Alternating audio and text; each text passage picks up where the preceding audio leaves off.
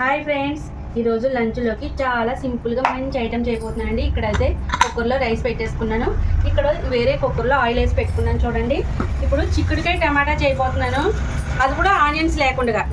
చక్కగా మనం కార్తీక మాసంలో కానీ పూజలు చేసేటప్పుడు కానీ ఉల్లిపాయ ఎల్లుల్లిపాయ ఇవి లేకుండా చేసుకోవచ్చు అని అనుకుంటారు కదా, అలా ఇది అనమాట ఆ ప్రాసెస్. ఇది నేను ఇప్పుడు చేయబోతున్నాను అదే చక్కగా, ఎందుకంటే ఎక్కువ చిక్కుడుకాయలు ఉన్నాయి, టమాటాలు ఎక్కువ ఉన్నాయి కాబట్టి నేను ఉల్లిపాయ వేయట్లేదు. ఇలా కూడా చేసుకోవచ్చు.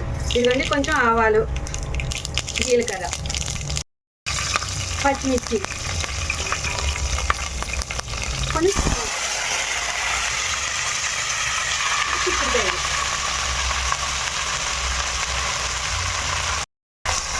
చక్కగా మగ్గాలండి కాసేపు, ఒక 5 నిమిషాలు. ఇదిగోండి చిక్కుడుకాయలు మగ్గేలోపు మనం ఇలా టమాటాలని పొడవుగా చక్కగా సన్నగా కట్ చేసి పెట్టుకోవాలి.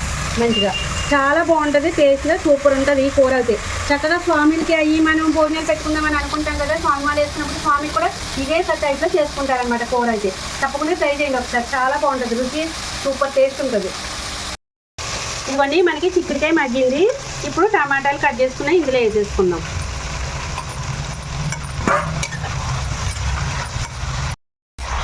ఒకసారి ఇలా కలిపేసుకొని మనం అందులో ఒక స్పూన్ పసుపు, ఒక స్పూన్ కారం,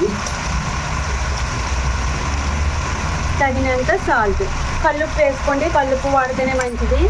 ఇప్పుడు ఇవన్నీ కలిపి చక్కగా మగ్గాలి బాగా. ఇదిగోండి ఇప్పుడు బాగా మగ్గింది కదా, మనకి టమాటాలో ఉన్న వాటర్ అంతా చూడండి చక్కగా ఎలా గుజ్జుగా వచ్చిందో. ఇందులో వాటర్ ఉంటుంది కాబట్టి మనం చిన్న గ్లాసు, బాగా చిన్న గ్లాస్ వాటర్ అలా వేసుకుంటే చాలు.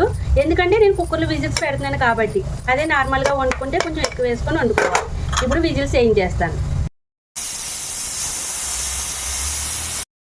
మనకి విజిల్స్ అయిపోయినాయమ్మా, గ్యాస్ బంద్ చేసేస్తాం.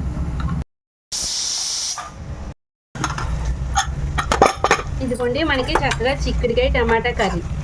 చూసారా, నేను వేసిన తక్కువ వాటర్ అయినా కానీ ఇంకా వాటర్ ఉంది చక్కగా. ఇప్పుడు మళ్ళీ దగ్గర పెట్టేసుకుందాం. ఇదిగోమ్మా చక్కగా చిక్కుడుకాయ టమాటా మంచిగా దగ్గరకు వచ్చేసి ఎంత బాగుందో చూడు. ఇంకా గ్రేవీగా కావాలనుకున్న వాళ్ళు ఆ టమాటా గుజ్జే ఉంటుంది, అలా కూడా దించుకోవచ్చు. లేదంటే ఆయిల్ బయటకు వచ్చేదాకా కూడా ఇలాగా పెట్టుకోవచ్చు. సరేనా, సూపర్ టేస్ట్ ఉంటుంది ఇలాగా.